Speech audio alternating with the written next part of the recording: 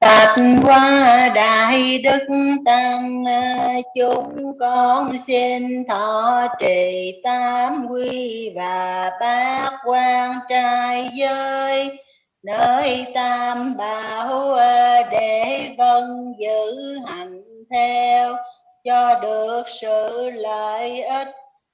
Bạch qua đại đức tăng chúng con xin thọ trì tam quy và bát quan trai giới nơi tam bảo để vâng giữ hành theo cho được sự lợi ích lần thứ nhì.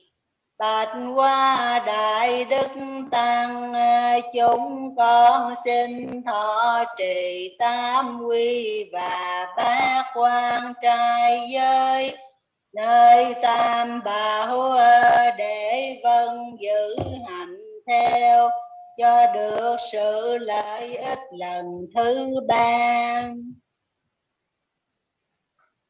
Con đem hết lòng thành kính lâm lễ Đức Phật và Tăng Ngài các bậc A La Hán được trường vải trên biên tri do Ngài Tư Ngộ không thầy chỉ dạy.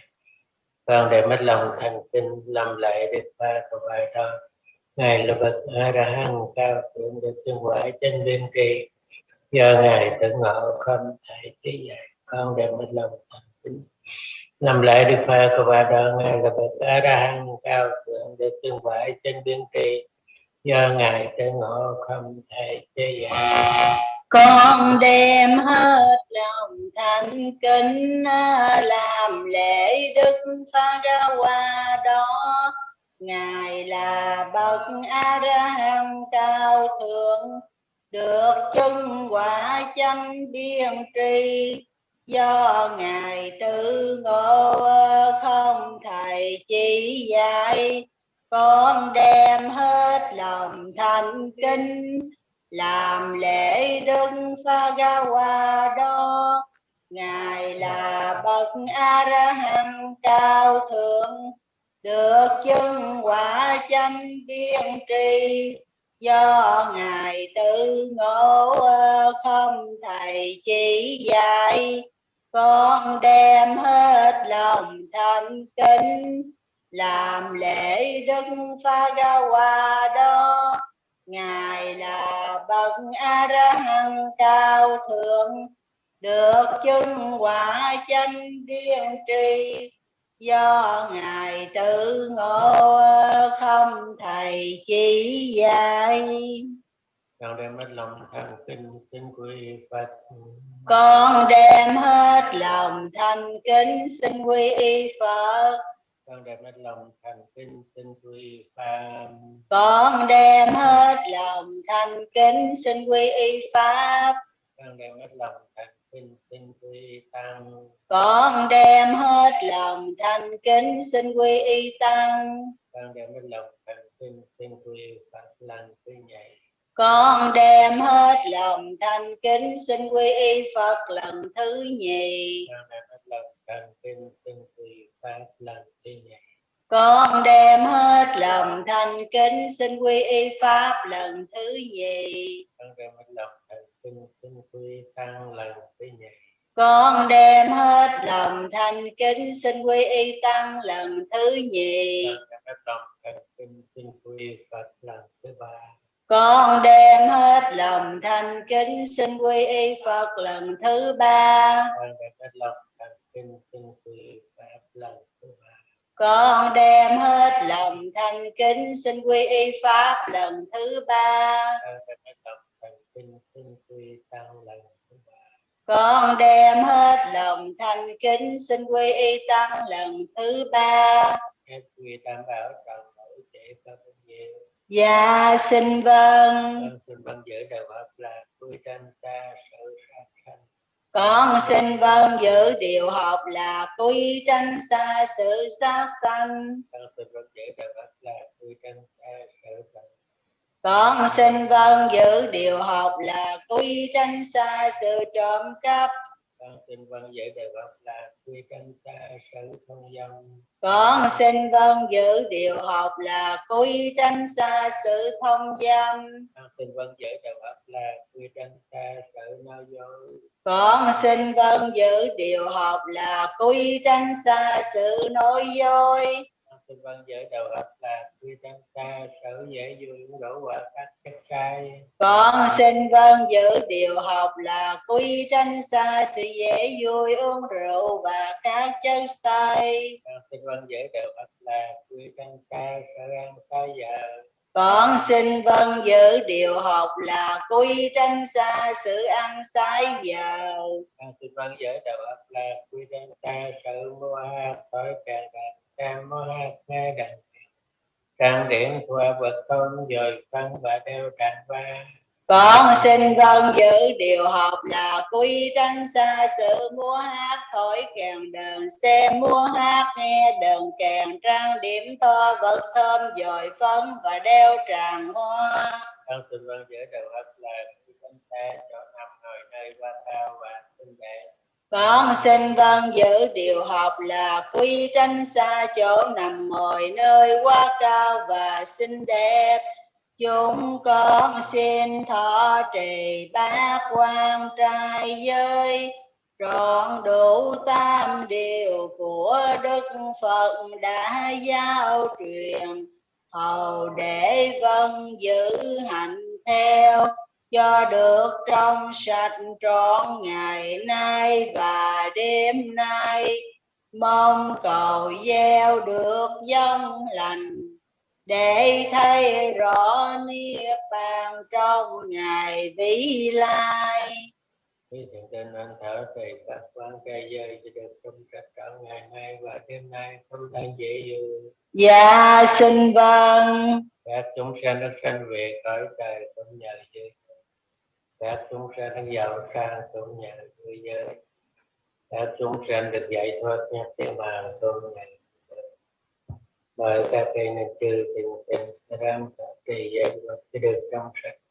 Không nên đại lâm nhờ. Sa thụ sa thụ sa thụ.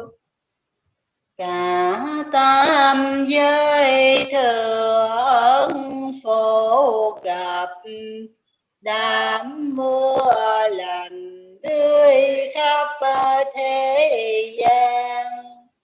Bởi nhân cơ tích rõ ràng, thỉnh ngài thuyết pháp nói đàn từ bi. Chúng sanh ngồi khắp chốn ni, tối mê cầu đặng trí trí vẹn toàn.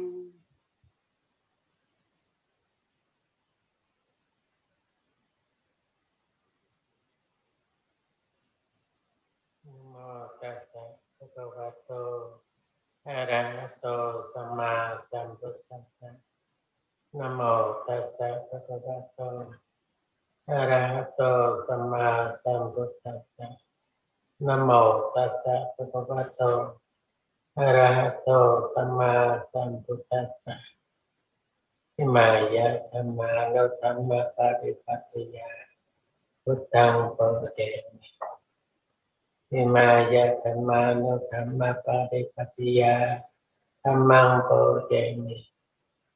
Imaya dhamma no dhamma padipattiya sanghang bodhemi.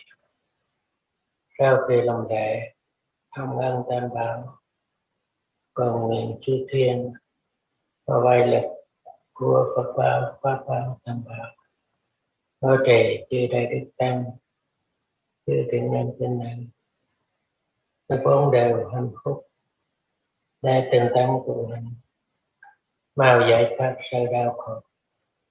Nam mô Bổn Sư Thích Ca Mâu Ni Phật. Sa thụ sa thụ sa thụ.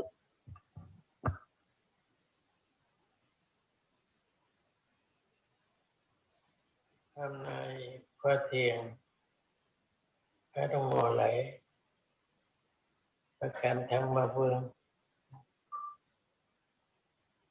sẽ tỏ về chúng ta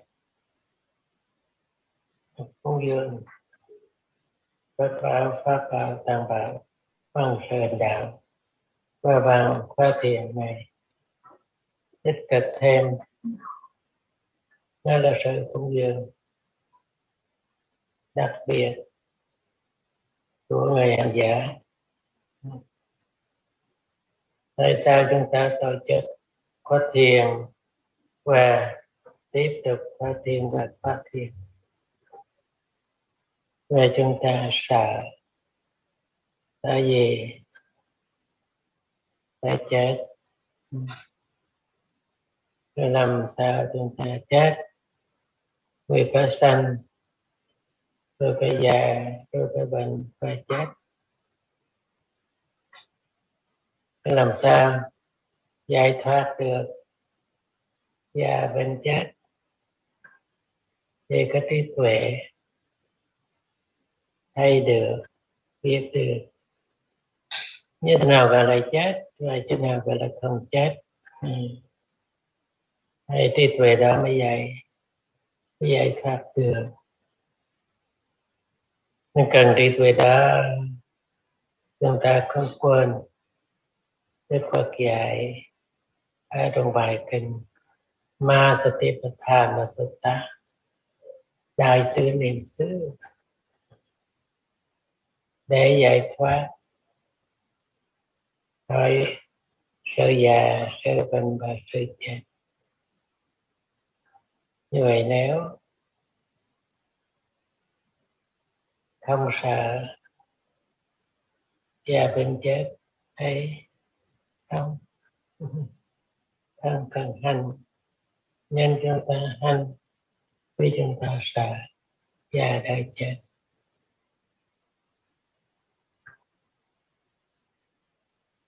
Nếu chết một lần thì đâu có ta gì. Chúng ta nghĩ chết nhiều lần, rồi một lần chết là một lần đau khổ. Một lần chết, một lần đau khổ. Mà không biết chết này nó rơi vào ta trong lúc nào. Vẫn còn ám ảnh với sự chết đang lan tràn trong thế giới. Dịch hạch tên nó là Covid-19 đang mạnh diệt loài người không buông tay. Đấy. Chỉ chết một lần như vậy thôi mà người ta sợ chết. Như chết vậy đâu còn gì nữa. Biết bao nhiêu thú vui ở trên thế gian này mà từ giả đi, mà không biết đi đâu, không hẹn được, không nói được nơi mà gặp gỡ trở lại. Cái đó bây giờ người ta đang sợ thứ nhất là chết của dịch hạch Covid-19. Ai cũng sợ. Bảo trì theo y khoa sợ.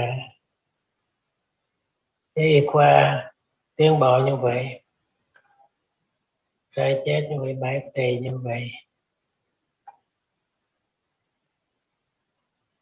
thì còn sợ gì nữa. Nếu điều kiện bảo trì. Hỏi trở lại chắc chắn không? Chắc chắn tin khỏi sự chết. Vì sự chết này không lý do này thì lý do khác. Chết vẫn là chết. Nên Đức Phật mới dạy thích thêm khi Ngài cầu tại thiền Sattana Kuvasattana. Tất cả chúng sanh có sự chết là nuôi cuối cùng. Sống là bấp bênh, và chết là chắc chắn. Người ta không thấy sự chết đó. Không thấy chết là chắc chắn không thấy. Chỉ thấy một người đó không còn trong hành tinh này, đi đâu mất rồi. Sợ cái đó thôi. Cho cùng hiểu Đức Phật dạy sự chết là chắc chắn, sự sống là bấp bênh, không thấy được cái đó. Làm sao là cái chắc chắn bằng cả vật không chắc chắn. Đức Phật dạy ai cũng chết hết, đó là thường thôi. Mà nếu chúng ta thấy sự chết là chắc chắn, rồi bây giờ chúng ta không sống này không chắc chắn, có thấy rõ bớt đi rồi đi. Ngay trong kiếp sống này, ngay trong năm mới này, trong tháng này, ngày này, giờ này, giây phút này, Đức Phật dạy mình cho thấy cái chết đó. Mình muốn thấy chết đó không bỏ. Một bài kinh Đại Tứ Niệm Xứ Được về Đức Phật dạy rất rõ. Ekaya no yang pikave mako tatta nang visatiya saukavade wa nang samadhikamaya sukado manasa nang attangamaya nyaya sa athikamaya nibbanasa sacce kiriyaya yadirang chattaro satipatthano katame chattaro edang pikave pikku Kaya kaya nupasi viharati atapi sampachano satima vinayaloke apicca pramana vedana su vedana nupasi viharati atapi sampachano satima vinayaloke apicca pramana Chitte chitta nupasi viharati Atapi sampachano satima vinayaloke apicca domanasa Amme su samma nupasi viharati Atapi sampachano satima vinayaloke apicca domanasa. Này chư thị phu, đây là con đường độc nhất, vừa khởi sự sầu não, diệt trừ khổ u, thành tựu chánh trí, chứng ngộ niết bàn. Đó là bốn niệm xứ. Như thế nào gọi là bốn? Mấy vị thì cô sống quán thân trong thân, nên cần tỉnh giác chánh niệm để cho người tham mưu ở đời. Sống quan thọ trên nhận thọ, nên cần tỉnh giác chánh niệm để cho người tham mưu ở đời. Sống quan tâm trong thắm, nên cần tỉnh giác chánh niệm để cho người tham mưu ở đời. Sống quan pháp trên việc pháp, nên cần tỉnh giác chánh niệm để cho người tham mưu ở đời. Đây là nguyên văn được Phật dạy cách đây 2.500 năm.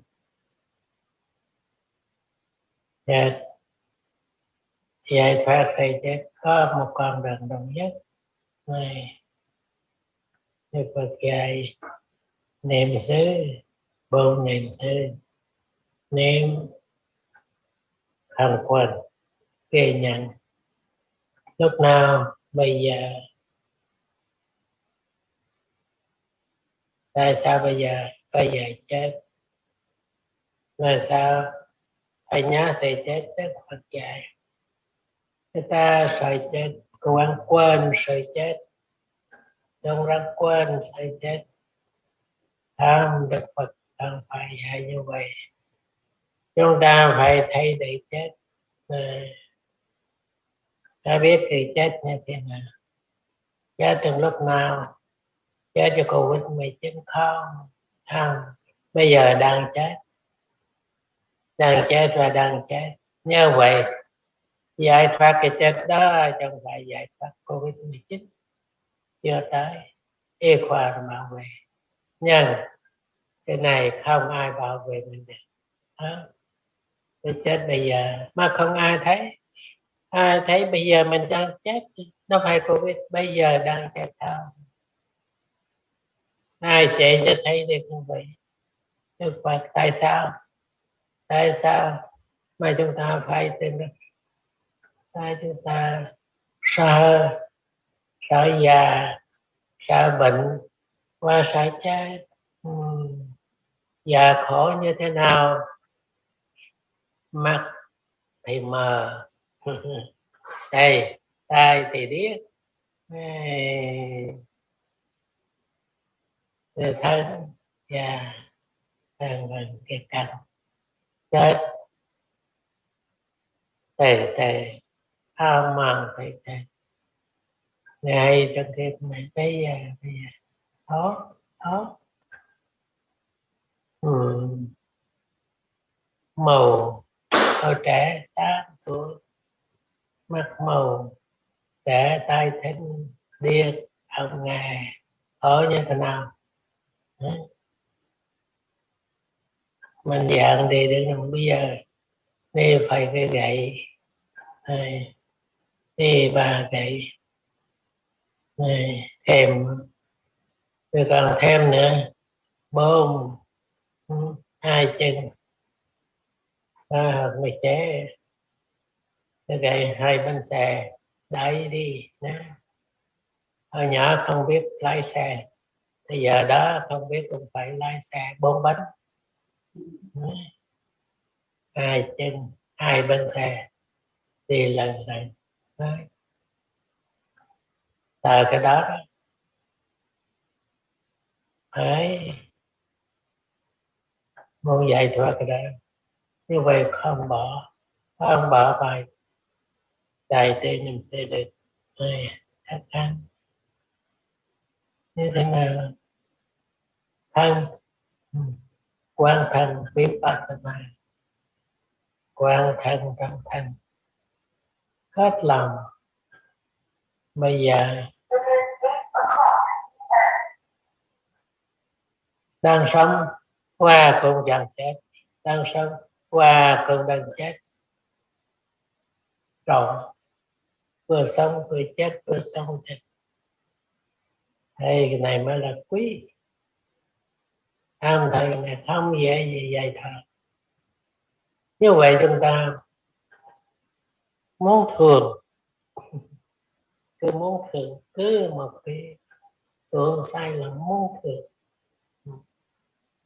nhưng mà nó không có thường.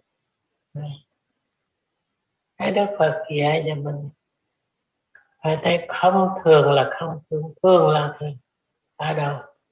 Trí tuệ, Vipassana, người quán này không phải đọc thuộc lòng như nãy, suy nghĩ như nãy không. Bây giờ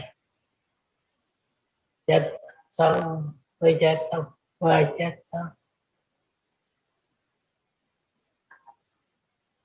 đó, rồi nhau để mà thấy như này. Vakhato Bhagavata Dhammo Sandithiko Akaliko Epatiko này, các pháp đúng theo đạo Bát chánh, con đường đi vượt thanh nhai, con đường chánh này. Pháp mà Đức Thế Tôn viết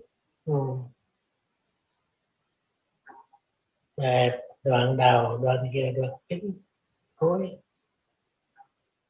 cái chính pháp chỉ cái chính thôi, chỉ môn đạo phong hòa niết bàn sanh thế thì cô, chỉ cái bậc hương trí tự biết tự thấy từ này tầng này không phải nhà ai hết, tự biết tự thấy từ này tầng làm sao được người từ mình giữ giới này, từ mình giữ giới, từ nỗ lực này, nỗ lực không ngần ngại hết lòng, cố gắng tinh tế rồi không quên không quên không quên không quên không quên, quên là chết, không quên ra sao không quên cái chết đó rồi cái chết đó rồi nó không quên cái chết. Mình sợ cái chết, không muốn thấy con chết, không muốn nghe ai nói thì chết, mà Đức Phật là phải thấy chết, thấy chết trong lúc nào? Ngày chết đang đi chôn, đang đi thiêu, là sao thôi. Ngày chết đó mà xong, ngày chết nhân, chết xong nhân, không ra khỏi điều kiện hiểu lòng, rồi xong rồi chết, mà không thấy được chết là xong liền, chết xong liền, chết xong không thấy được, bởi vì mình ở trong điều kiện của cái chết mà không thấy cái chết.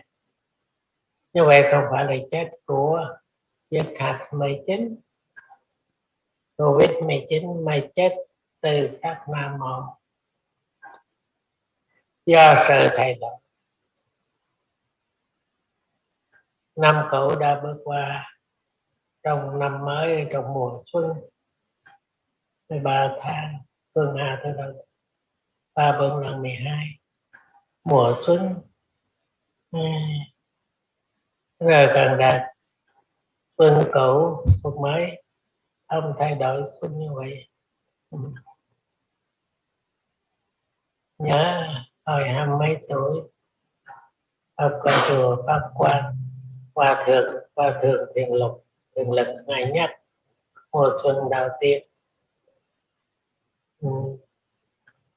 xuân khứ, xuân lai, xuân bất lão, nhật thân, nhật trí, nhật tinh thần, cứ mãi không có xuân Đức Phật cả. Thật là không chết, phải thấy chết, rồi đây chết là vô thường. Như vậy phải thấy khi mất, nghĩ tới năm thấy mất không, bây giờ năm cũng vẫn 2021, cứ vậy mà tới 12 tháng mới đổi, đấy đó thấy chết. Nếu tháng này là ngày 19 vẫn không thay đổi, tháng này tháng 3, tháng 2 rồi ngày hồi sáng vậy cơm không thay đổi. Này đến giờ ví dụ phía em rồi này, mấy giờ không còn em nữa, vậy thấy một ngày nữa đổi, em phía em không còn, rồi nó không phía em nữa, giờ rồi nhé, thôi giờ thôi giày nó cắt phải học cắt giấy cái đó con này để ý giấy không phải đi giấy, cứ tính giờ thôi, quên giấy làm sao giờ mau tới rồi lãnh tiền giờ, ăn tiền giờ mau tới rồi nói mau tới hướng này, mau tới vui mau chết mà tới mà chết tay nó sợ, mâu thuẫn không, mâu thuẫn ở đời, mâu thuẫn muốn lãnh tiền máy cái gì cũng làm sao máy tay mà thật là tới nhanh thật, ôi tôi không muốn cái đó rồi, không muốn sống vậy, cái con gì chào giận không sợ chết, nhưng mà gần chết thì tôi sống ở lại, tôi còn con còn cháu đấy, cái đó là cái đó học Phật học cái đó là làm sao sợ làm chi, mà con ở trong tâm của mình, cháu cũng ở trong tâm của mình thôi, nó chính là ở trong tâm của mình. Thương, sợ mất tình thương. Thương là gì? Thương là không giận mới thương, rồi mình chắc chắn thương không cuộc đời này. Thương chút chỉ một lời nói hành động bị giận liền chết rồi. Tôi không muốn thấy người đó, không đợi trời chung người ta coi cái tâm sân như thế nào. Đấy, thật giống như Đức Phật không? Không, Đức Phật luôn tại ai sợ cứ đừng sợ luôn. Cái Ngài 35 tuổi, ai mà có như vậy hết tham hết sân, đi đứng nằm ngồi ai cũng ở trong tâm của Ngài hết. Ôi mạnh, đá 500 niềm mạnh của trăm, đá 500 của vật thôi, nó có giới hạn của nó, để sai ta không có hút nè, satellite này ta quá nó không có hút, phải cần đấy. Tại sao vậy? Điều khiển cái đó Phật không điều khiển ngày đêm này, và cả thấy gần ta không được. Giờ gần của Đức Phật như thế nào? Không giận, không giận là thương. Rồi Đức Phật thay đổi, không còn thay đổi nữa. Không, như vậy thương luôn rồi. Đức Phật thương mình luôn rồi. Vậy mình mới quy Phật ấy. Mà quy Phật không hiểu vấn đề, Đức Phật thương mình luôn. Và mình ở trong tâm của Đức Phật, mình đâu có biết. Mà nếu mình muốn ở trong tâm của Đức Phật, mình phải học tình thương của Đức Phật vậy đó. Và nếu mình giống như Đức Phật, cái Đức Phật ở trong tâm mình. Hồi nãy đọc rồi đó, con xin quy Phật rồi, quy Phật ở trong tâm của con xin quy Pháp trong tâm của con xin quy Tăng ở trong tâm. Huynh viện, cái đó là học huynh viện. Như vậy người không đức tăng vì là bậc thánh nhân nên đi không đức tăng vì là bậc thánh nhân, thương cha thương mẹ, thương còn trẻ thôi, 20 tuổi quên cha quên mẹ, thương người khác, bỏ cha bỏ mẹ, vì nghĩ mình tịnh thật cho mình không. Quy y thì không muốn đức quy y, mà Phật tại nhà mình quên rồi, làm sao Phật ở ngoài đường vô trong tâm mình được. Đấy, vậy ngày nào bất hiếu thôi rồi kể như Đức Phật không đổ được. Đấy, này nên đi nghĩ vậy ra rằng học cái Phật, đêm đó mà khóa thiền, tôi khóa thiền và học một điểm mà chết. Bây giờ tôi thấy chết, tôi thấy chết hoàn không giả thời, và cái không giả thời, hoàn giả học hết hoàn rồi, và 14, 15, 16, 17 giả tới hoàn ý, nó dịu, nó không còn đổi màu nữa, nó mềm bẻ, cách nào nó mềm mại rồi. Tâm của mình muốn đi tà, tâm như thế nào nhuôi nhuyễn tâm đây, luyện tâm. Như vậy mình thấy tâm mình được rồi, không còn cái gì mình thấy rồi đâu. Vì tâm là pháp, thân là pháp, pháp thấy pháp rồi, điểm đó rồi rồi nghe sao rồi không còn nữa, không còn bệnh, không còn già, không còn chết. Người đó ở trong tâm của Đức Phật, hết tất cả tình thương trong tâm giác, ở trong tâm Ngài đi tìm đâu, nó cứ ra không thể kể ơi ngày đi ra không thể. Rồi bây giờ Đức Phật tình thương của mình thương không xa thì nó ở trong tâm, đi tìm ở đâu nó cứ trong tâm, nó ra thân quên cứ tìm ở đâu. Thì cho nên nó cao trong tâm, cao phải thấy ai, thấy hết, thấy gì, thấy tâm, thấy pháp.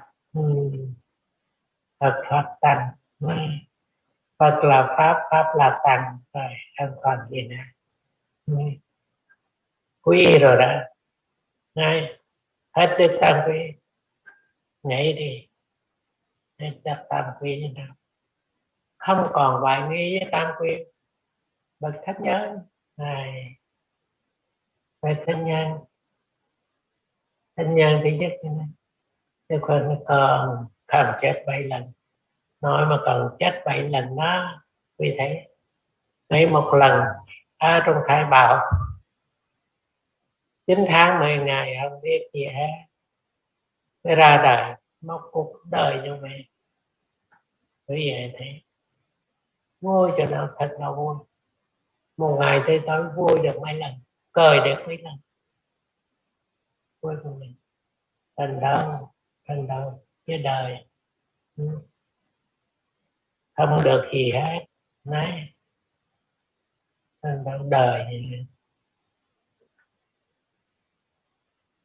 người qua thiền, cái niềm tin muốn giải thoát, ai muốn giải thoát già đời chết học Phật để vừa gì giải thích một bài kinh, một đoạn ngắn như vậy. Không quên Vipassana, mình sẽ tuệ, phải thấy gì, thấy pháp, pháp gì, danh pháp, pháp pháp, thấy gì, thấy thân, thấy tâm, thấy bằng gì, thấy bằng trí tuệ, chánh kiến.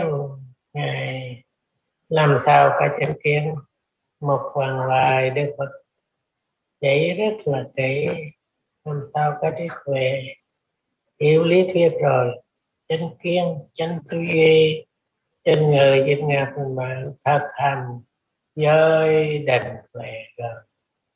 Giới mới hồi nãy trước khi vào khóa thiền tin giới rồi định như thế con bây giờ không còn nói nữa. Định là không suy nghĩ, không còn suy nghĩ, không còn nói định, không, đây gọi là chân định. Làm sao định như vậy không suy nghĩ, ta thấy gì, thấy thân thấy tâm rồi đã thấy thân quan niệm thân như thế nào, niệm thân cứng thân mềm này địa đại, thân nóng thân lạnh hòa đài, thân căng thân dây đồng thể rung phòng đài rồi tầm, biết nóng biết lạnh biết cứng, hai cái pháp không rời nhà, danh pháp sắc pháp hòa với nhau, hòa lục hòa thân hòa khẩu hòa yêu hòa lai hòa giới hòa thiền hòa. Đêm này bây giờ có giới rồi, định mai không suy nghĩ, quá khứ đã qua rồi, tương lai giờ đây quá khứ không truy tìm, tương lai không ước vọng, quá khứ đã đoạn tận, tương lai lại cho tới chơi của pháp hiện tại. Đây thân đây tâm đây, về quan chính là đây, về quan chính là đây, về quan chính là đây. Mời quý vị vào chân định, một niệm đưa từ sự thấy gì, thấy thân hoặc thấy thân, phải thấy thân tốt cùng niệm, xấu cùng niệm, không lựa chọn. Đấy. Ai làm việc trí tuệ Pháp bảo làm việc không có tôi, không có ta, ra ngoài đều cùng với thế gian. Ở trong Pháp bảo tham ma thì cái không còn atta thì cái lô ca thì không lấy ta làm lớn, không lấy đời làm lớn, mà lấy Pháp làm lớn. Luật nghiệp báo nhờ vậy, Pháp bảo nhờ vậy. Mời quý vị vào trong khóa thiền của mùa xuân để cúng dường rằm tháng Giêng Đức Phật ở học giáo hội Tân Nga.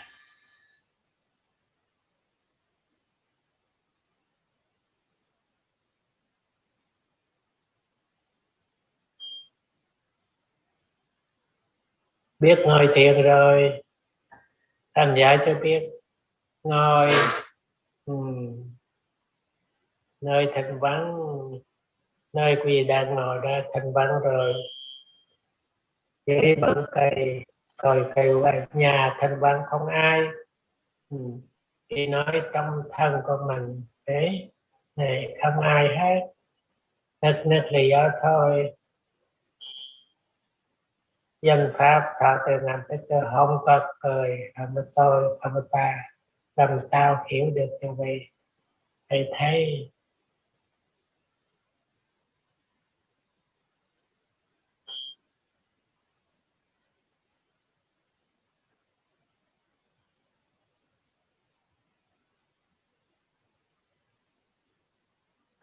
theo dõi hơi thở, vì chúng ta đang sống với đặc tánh của phong đại.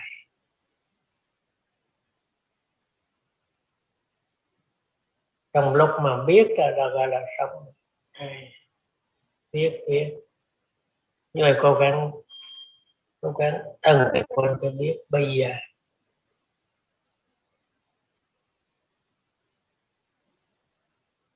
Đặc tánh của tâm là hay biết này, hay biết về, hay biết sắc pháp như này, thay đổi từ sắc pháp, thay đổi dân pháp, thay đổi nó cùng chết, thân cùng chết, tâm cùng chết.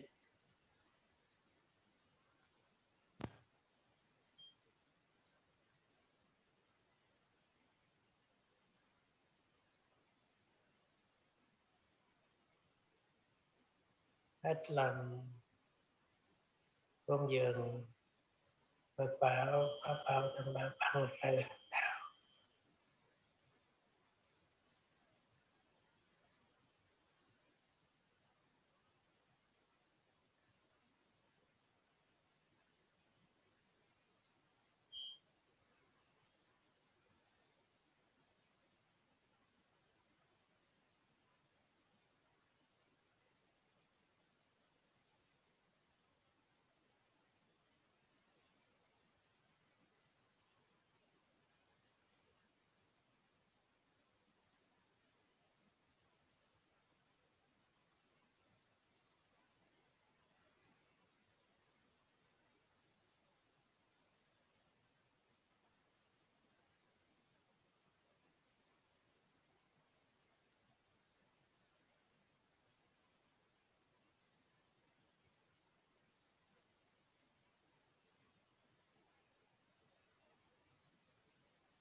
Đối tượng đầu tiên là hơi thở, cứ tâm nơi mũi hoặc nơi bụng,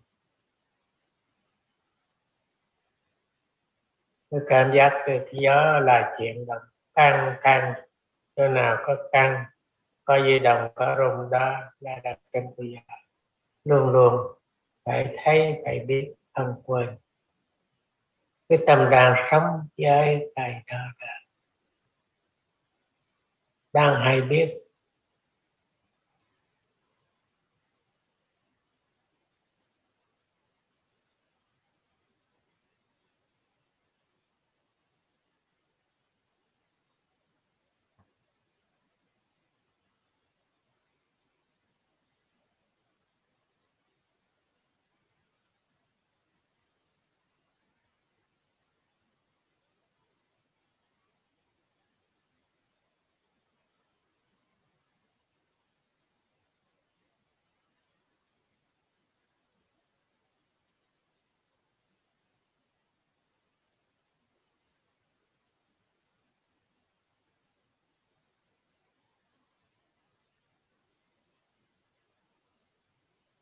Khi thấy tâm không theo dõi, qua vô tha túc phong đại, cảm giác được căng di động hoặc rung. Như vậy tâm của ở nơi khác, cứ phải niệm. Nếu thấy tâm suy nghĩ, phải niệm suy nghĩ liền đôi ba lần, rồi trở lại với vị trí cũ. Ngôi nhà của tâm là hơi thở. Ở chỗ đó có thấy được cảm giác từ căng và kia đau và rung. Như vậy mỗi không căng không di động không rung. Bụng cũng vậy, nhưng mà cảm giác được là đặc tâm của gió, và biết được như vậy đã là tâm. Không quên tâm, hãy biết cái đó đã phải thấy được như vậy.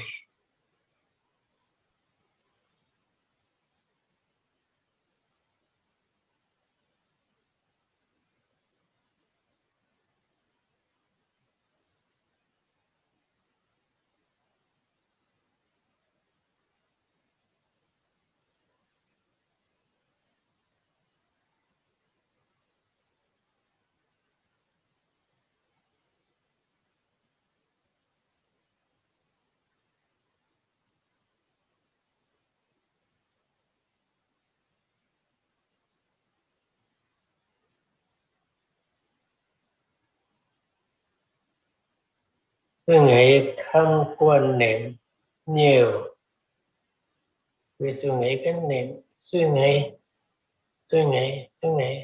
nhưng không quên đang sống với hơi thở.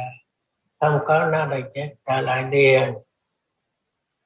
Niệm tâm suy nghĩ rồi đi, rồi ba lần nó suy nghĩ rồi trở lại nữa. Thành cái là gì? Do qua vô thật tu con đại lớn.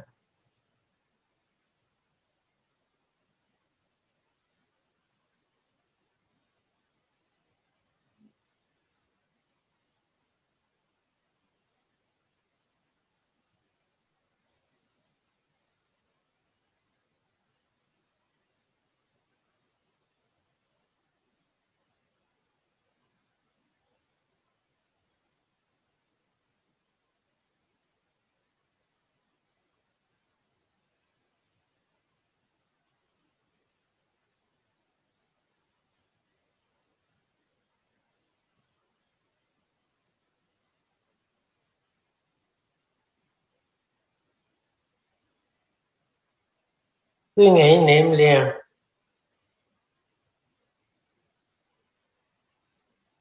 rồi trở về với rơi chuyển động, càng di động rung mỗi và cả bụng, tùy theo hành giả quen niệm mỗi và cái bụng.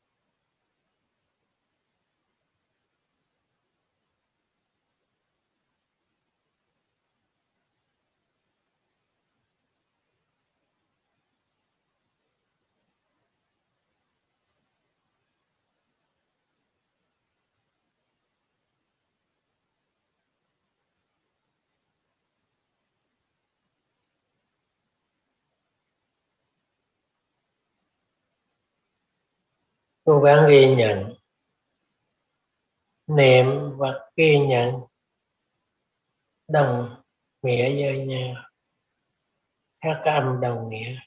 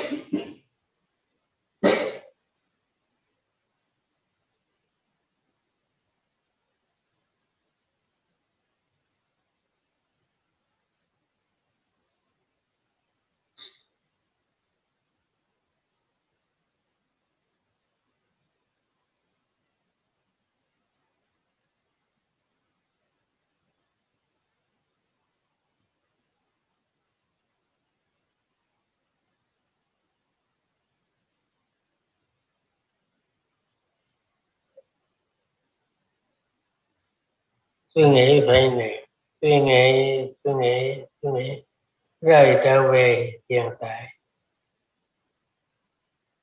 Quá khứ đã qua rồi, tương lai không ước vọng, chỉ có pháp hiện tại. Thân là pháp, tâm là pháp, danh pháp sắc pháp.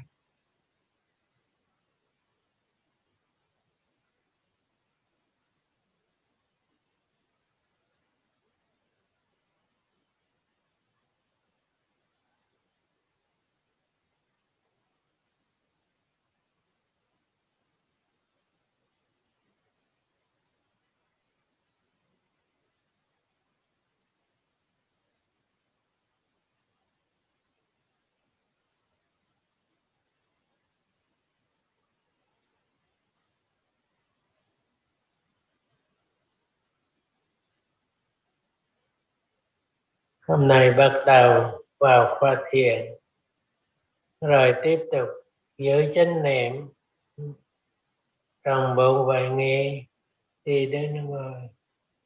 Nhưng ngồi là như vậy đó, ngồi là chú tâm, nơi mũi hoặc nơi bụng tùy hành giả đã quen và ghi nhận. Nhưng khi đi, ngồi rồi tới vai mới đi, thì hai chân mặt bước cũng niệm mặt bước, trái bước niệm trái bước, hoặc ít nhất cũng phải biết bước chuyển động hai chân đỡ nhau, mặt bước rồi tới trái bước, qua lại. Để lúc đi tâm thì chú nơi chân, nơi bàn chân, mắt thì nhìn thấy cảnh 25% nếu phần thì thấy mắt thấy, tai tự động, nghe không nghe. Nhưng mà khi đi hãy chung chú tâm này vài người đi, cả thân đang bước, nhân hai chân chuyển động, thôi ba đời chân là vai vô thả thuốc.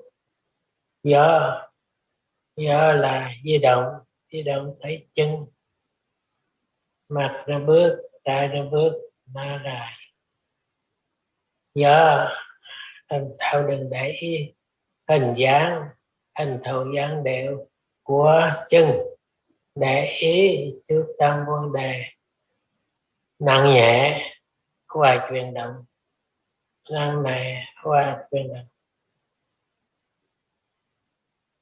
Khi đi là như vậy, ngồi rồi đi thiền, rồi đi ít vật nhiều cố gắng nhớ, được càng nhiều càng tốt, từ 1, 2, 3, 4 cứ như vậy, cứ lặp lại 1, 2, 3 cứ như vậy, không mở niệm, cứ tiếp tục.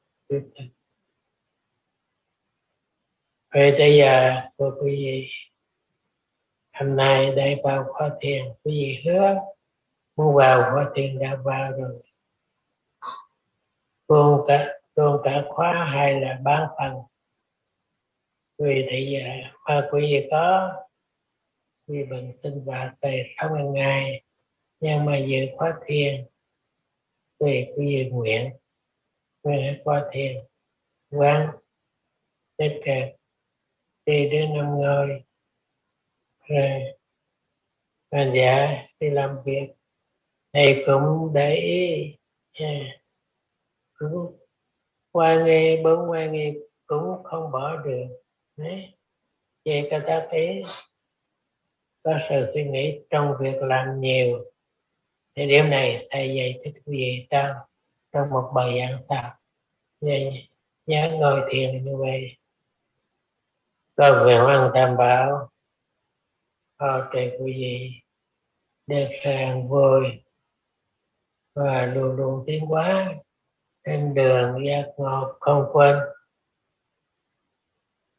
Cầu nguyện cho thiên, xin cho thiên hỗ trợ những người về thiên tai, cũng như ở Texas chẳng hạn, vô thường không có điện, tuyết lạnh mấy ngày nay, vô thường thay đổi. Cầu nguyện tai họa nạn khỏi mau hết trở lại khi thời tiết đêm qua. Tôi nguyện cho gì được sự an vui mau được vui, cũng không quên lấy khổ ra làm phương tiện để tôi cố gắng ghi nhận tất cả thấy với nghiệp của ta, nhưng không quên ghi nhận ghi nhận niệm. Chúc quý vị được sự an vui mau giải thoát điều kiện đau khổ. Nam mô Bổn Sư Thích Ca Mâu Ni Phật.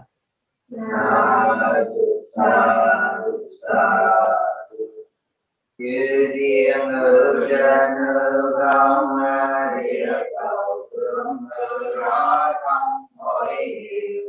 Tâm vương tâm thực có nhiều, tâm xin hoa thị phước diệu chúng tôi. Hộ trì tôn giáo tâm bồi, ca bậc thầy tổ an vui lâu dài. Nguyện hộ chân khỏi nạn tai, chúng sanh được hưởng phước dài đến đâu. Chúng tôi vui đu đạo Phật, tu hành tinh tấn họ học vô sanh. Do sự phước bao mà chúng tôi đã trong sạch làm đây, hãy là mối duyên lành để những khỏi những điều ô nhiễm ngủ nằm nơi tâm trong thầy vĩ đại.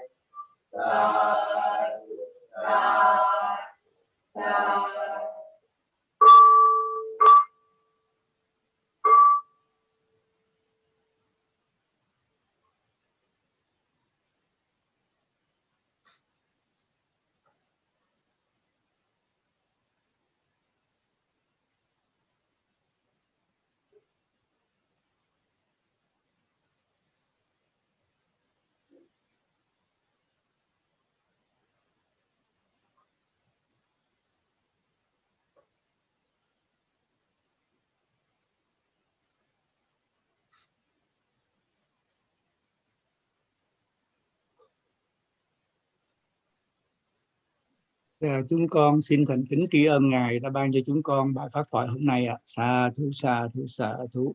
Chúng con xin kính chúc Ngài luôn được sức khỏe và an vui.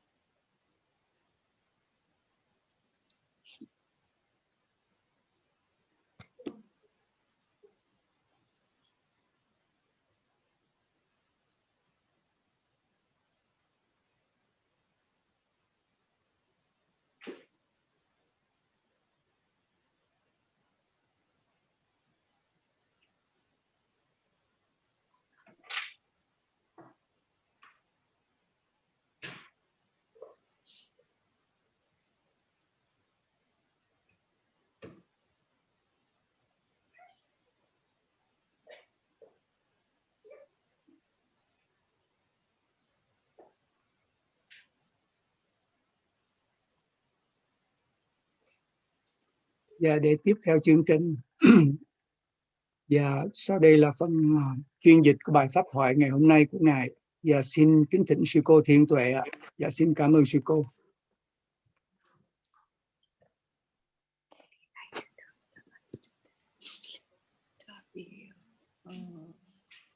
Video. I change my name. Thank you, host. Please give me 1 second. Can you hear me okay? Yes, we can hear you. Thank you, sư cô.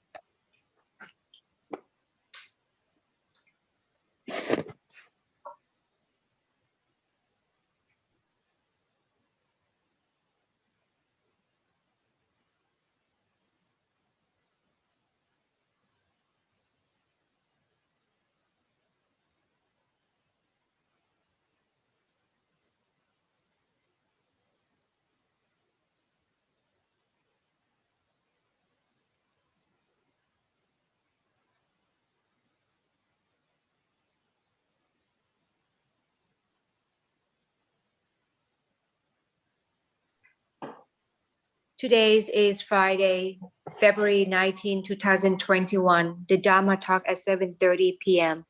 Let's start by reciting Namo Tassa 3 times. Namo Tassa Bhagavato Arahato Samma Sambuddhassa. Namo Tassa Bhagavato Arahato Samma Sambuddhassa. Namo Tassa Bhagavato Arahato Samma Sambuddhassa.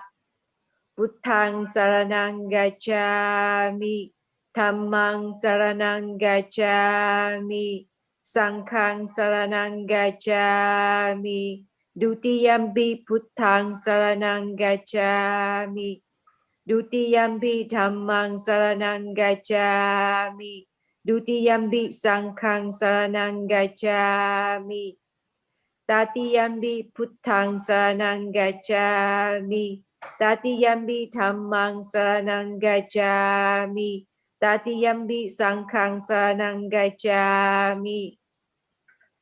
I take refuge in the Buddha, I take refuge in the Dhamma, I take refuge in the Sangha. The first time, the second time, and the third time. Now let's move on to taking the precept. The first precept is trying to abstain from taking life. The second precept is trying to abstain from taking what is not given. The third precept is trying to abstain from sexual practices. The fourth precept is trying to abstain from false speeches. The fifth precept is trying to abstain from taking intoxicants that can cause carelessness and forgetfulness. The sixth precept is trying to abstain from eating at the wrong times, mainly from noon until dawn the next day. The seventh precept is trying to abstain from dancing, singing, listening to music, watching show, wearing garlands, perfume, ointments, etc. And the eighth precept is trying to abstain from lying or staying on high and luxurious beds and seats. So those are the procedures for taking refuge as well, taking the precept. Before the translations, I would like to share very briefly that I will do the summary of the translation. So there's several things that might not be covered in the translation due to the time, as well as the importance of it. So if any yogi or any practitioners would like to know more or ask specific questions about the items that I might skip, please feel free to contact me privately. Thank you so much. So again, today is Friday, February 19, 2021. The Dharma talk at 7:30 p.m. Today is the first day of the 7-day retreat, and this retreat is our spring retreat. Why do we keep on having retreat one after another, from one retreat after another retreat? We're trying to have all these retreats so that we can stay carved in the times and have the time for ourselves to practice Vipassana meditation. And why do we want to practice Vipassana meditation? Vipassana meditations is the teachings of the Buddha. And for Earth, as a human being, we are very scared of death. No one would like to die, especially right now with the COVID-19 pandemics going on. No matter how advanced technologies and how advanced healthcare system is, we're trying our best to find out a cures or vaccine so that we can prevent ourselves from getting sick and ultimately die from COVID-19.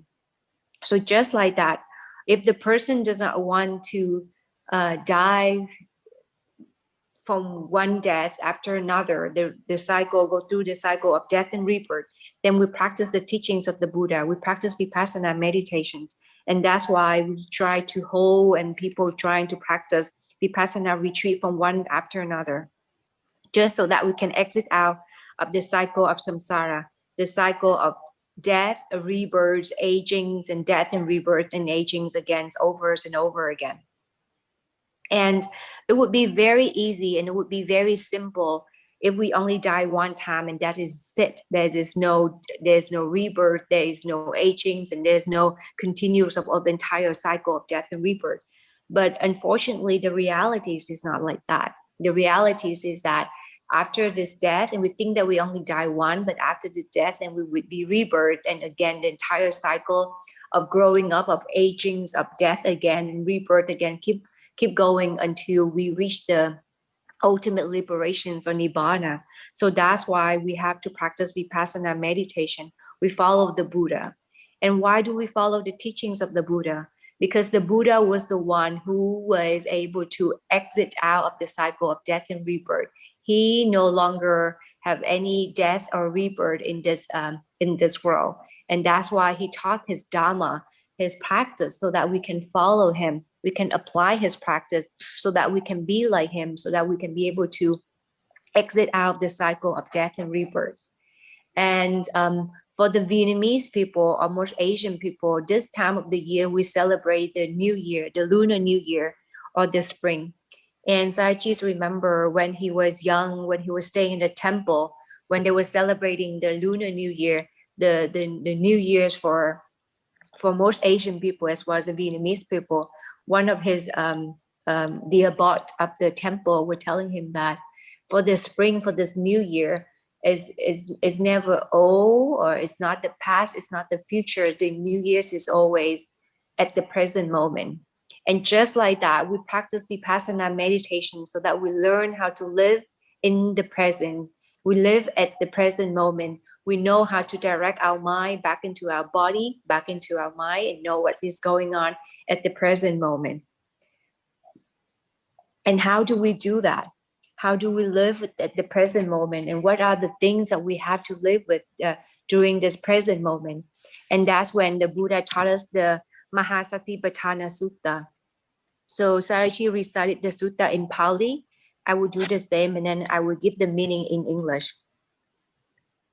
Ekayano ayang bekave mako sattanam visuddhiya soka paridevanang sammatika maya dukkha domanasanang attangamaya nyayasa adigamaya nibbanasa sachikiriyaya yadidam jattaro satipatthana kattame jattaro ida bekave bhikkhu Kaya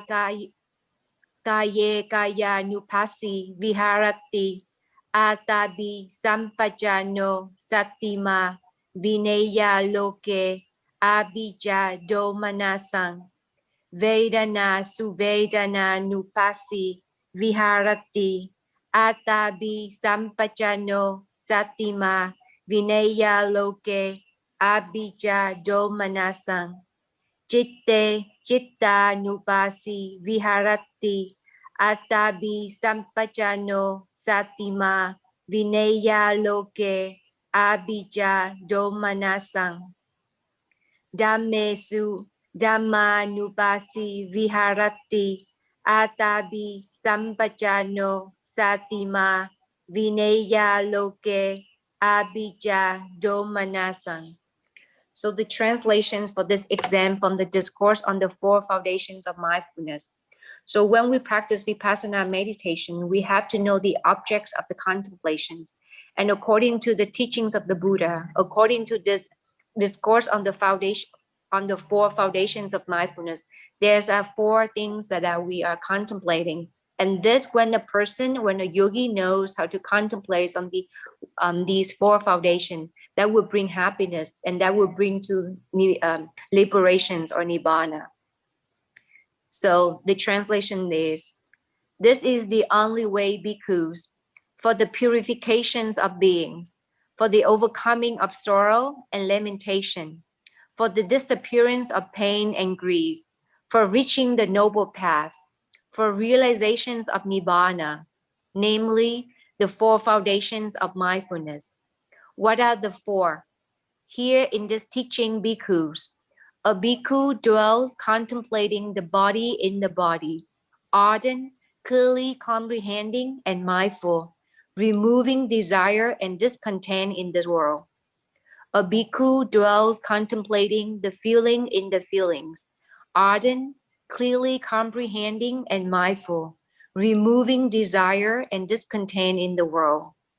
A bhikkhu dwells contemplating the consciousness in the consciousness, ardent, clearly comprehending and mindful, removing desire and discontent in the world.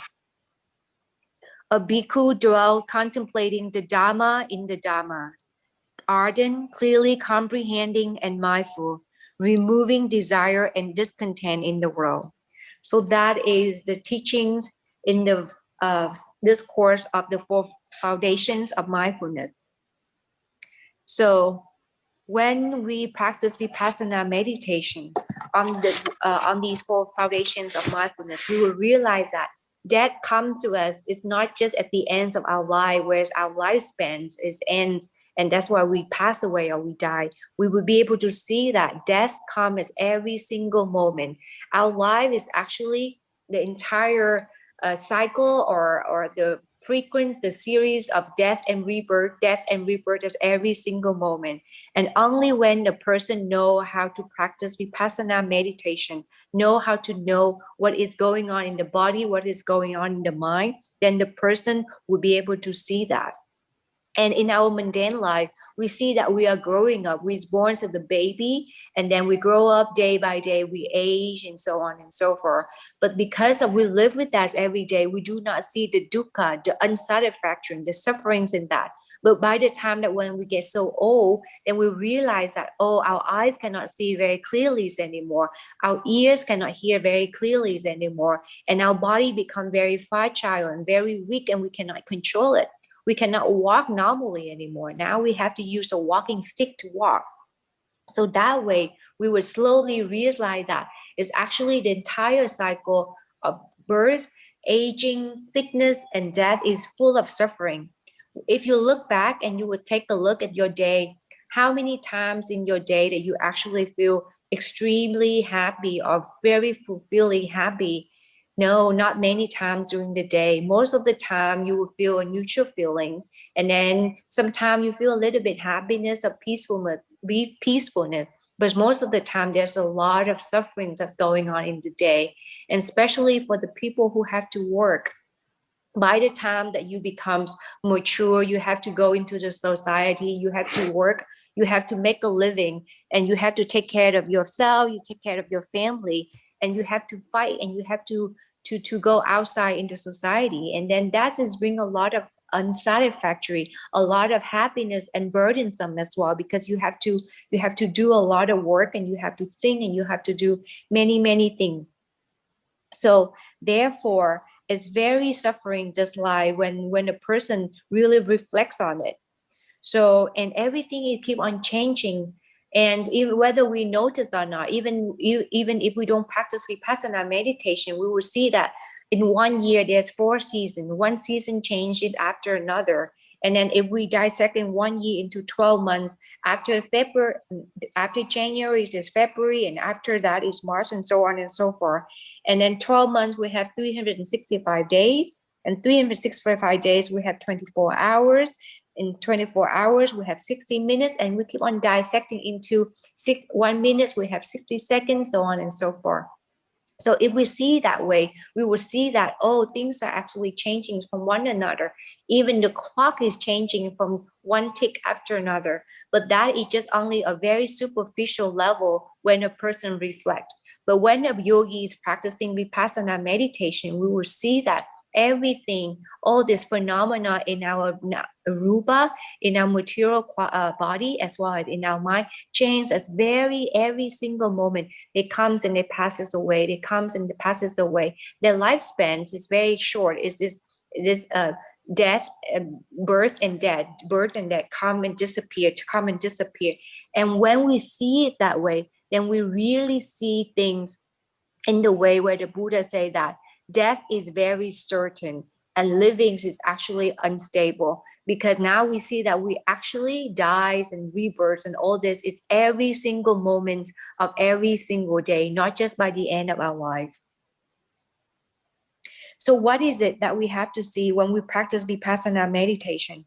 When a person practices vipassana meditation, you have to see that life and death is happening right here, right now, at every single moment, in our bodies, in our mind. And our body, the mind, and the body's material qualities are the dhammas that the Buddha wants us to remember. Because when we take refuge in the Buddha, when we take refuge in the Dharma, what is the Dharma that we take refuge in? This Dharma is nothing but the bodies and the mind. When we take refuge in the Dharma, that means that we remember that our bodies are made of bodies and mind. And when we practice Vipassana meditation, we want to understand, we want to know the working of this body as well as the working of the mind, how things really are.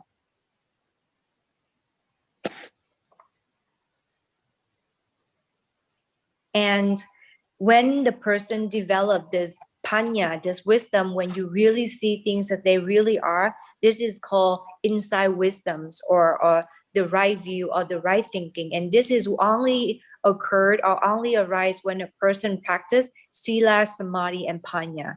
So the teachings of the Buddha, when we dissect into many categories, then we have the Eightfold Noble Path and so on and so forth. But then in general, there's always about sila, samadhi, and panya. Sila is taking the precept, observing the precept. That's why it's every single retreat, it's every day. The first thing that we do is we take refuge in the Buddha, Dharma, and Sangha, the triple gems. And after that, we're taking the sila, the precept. Because the precept is the foundation. The precept is very important for you to keep our body and our speech clear and purified. And after our body and speech are pure and clarified, then it's easier for our mind to become calm. And that's why it's easier for us to train the mind by practicing bhavana, meditation. And this samadhi, when we talk about Vipassana meditation, we're talking about momentary concentration. And when it's come to concentration, the right samadhi, samma samadhi, is no thinking. When a person have concentration, that means thinking cannot arrive in the mind.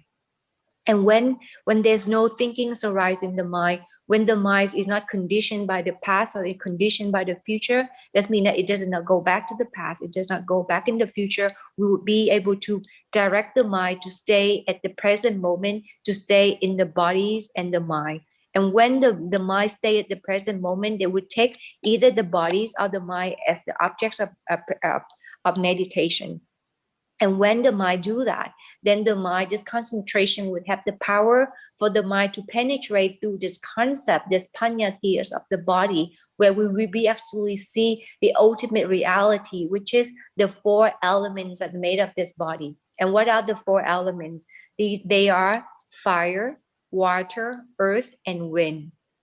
So what about the mind? When we see that the mind, we know the activities of the working of the mind, then we realize that the mind is actually simply only knowing the object. Whatever that happened in the body, whatever happened in the mind, knowing that, simply cognize that is the working of the mind.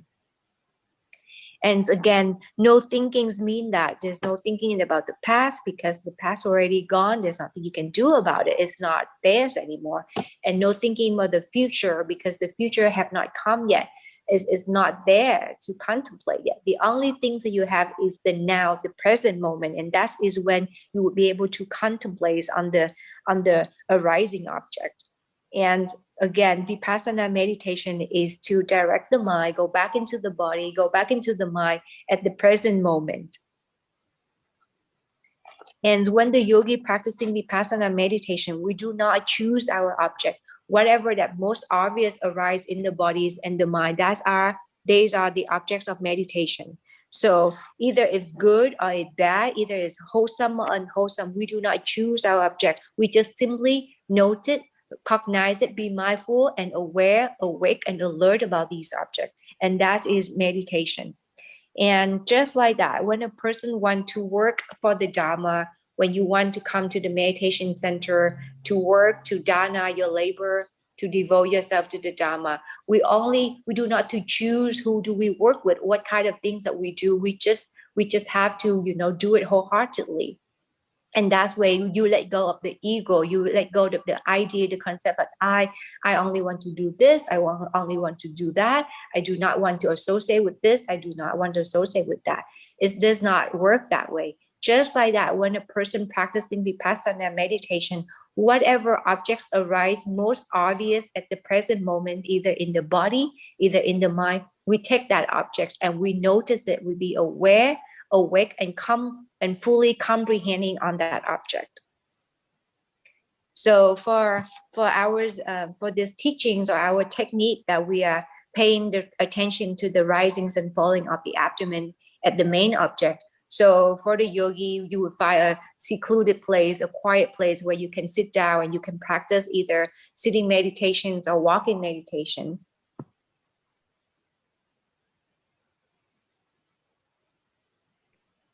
So when you do that, the main objects or the first object that we want to tie our mind with is the breathing. And either you want to pay attention to the breathing through the nostril or the breathing through the risings, falling of abdomen. It does not matter, because what we want to pay attention is the movement, the vibrations, the expansions of these breathing, because they are the manifestation, they are the characteristic of the wind element. The nose does not move, the nose does not vibrate. Same thing with the abdomen does not vibrate, the stomach does not move or expand or anything. It's just that through that, this is the mean for us to see that there's a wind element manifesting through this risings and falling of the abdomen. So when we practice like that, we will be able to see this wind element, and then we will see the characteristics of it. We see that it will change from one moment to another. If a yogi be able to pay attention to the entire process from the beginning of the rising to the end of it, same thing from the beginning to the falling to the end of it, you will see that there's as many things that change it when observing only one rising wholeheartedly, ardently, as well as mindfully. And when we observing very mindfully without thinking, then we will realize that, okay, vibrating, expanding, movement, so on and so forth, these are the manifestation, they are the characteristics of the wind element. What about the mind? The mind is knowing that. Without the mind, we would not know there is vibration. Without the mind, we would not know there is movement. Without the mind, we would not know there is expansion, so on and so forth. So the manifestations that we see are the presence of the rupa, the material quality. But the mind, only there is presence of the mind. Therefore, we know that all these things are happening at that moment when we are paying attention to that. And for this retreat, we have 7-day retreat. And for the yogi, depends on your availabilities. You can take a vow to take a full-time or part-time, doesn't matter, as long that you're trying to be mindful as much as you can during the day. So during the day, we have the 4 main posture, which is sitting, standing, walking, and lying. So we're trying to pay attention, we're trying to know and be mindful as much as we can throughout these 4 postures. And after that, of course, we have other minor postures as well. The jobs of the yogi is just take note, simply watching, taking note, being aware, awake, alert, and mindful of what's happening in the body as well as what's happening in the mind at the present moment. So after that, Sayagyi say that if you are, let's say, doing walking meditation, the yogi should know that, okay, now the yogi is walking. Again, walking is different from sitting, standing, lying, so on and so forth. And when you walk, you're aware that there's this walking movements going on. You pay attention to the body, the movements of the bodies, as well as the legs and the foot. And when each foot touch the ground, then you would know, will you take note, left foot, right foot, or left leg, right leg, or at least step, so that you always tie the mind to the body at the present moment, knowing what is going on in the body, not going on in the mind at the present moment. And Sayagyi encouraged yogi to practice a little bit of meditations. All he shares is only the theory. It's like a map for you to know how to practice. And what's important is you actually use that, apply it, and to practice in order to experience yourself. And then, of course, there's more techniques along the way. And then he will continue to explain and guide the yogi as well as answering questions that yogi have. So that's all I have for today's Dharma talk. And at the end of the Dharma talk, Sayagyi shared that may the powers of the Buddha, may the powers of the Dharma, as well as may the powers of the Sangha protect all of us from all these dangers of bodies and mind, and especially blessing and protection for all these COVID-19 victims, as well as the patients, as well as all the people in Texas right now who have to live in extreme conditions at snowstorms and coldness, and there's no electricities or power or water. May they be safe and be warm, and maybe overcome this obstacle from the natural disaster. And may we all be happy and mindful, and may we all have a very mindful retreat. That's all I have for today. Summary of the translation. Thank you so much for listening. Sadhu, sadhu, sadhu.